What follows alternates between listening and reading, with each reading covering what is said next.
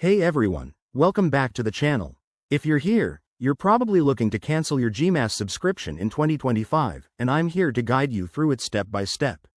Gmass is a fantastic email marketing tool, but sometimes life changes, and you need to say goodbye. Don't worry, it's easier than you think, and I'll make sure you don't miss a beat. First things first, make sure you're logged into your Gmass account. Head over to the Gmass website and enter your credentials.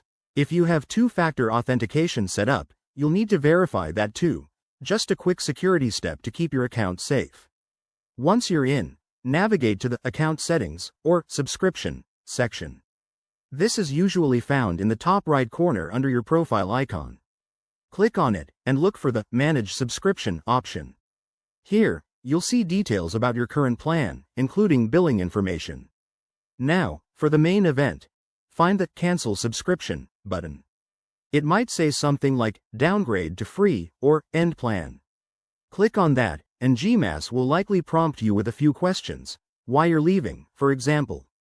Be honest if you want, it's optional, but it helps them improve. After that, confirm your cancellation. You'll probably get a final warning about losing access to premium features, so double check if there's anything you need to download or export first. Once confirmed, your subscription should be canceled immediately, or it might process at the end of your billing cycle. Keep an eye on your email for confirmation. A quick tip. If you change your mind, most services like Gmass have a grace period to reactivate, so don't panic.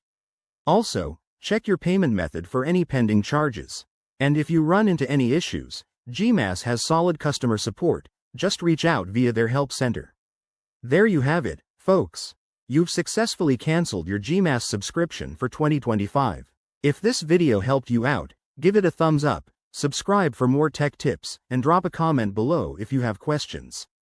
Thanks for watching, and I'll see you in the next one.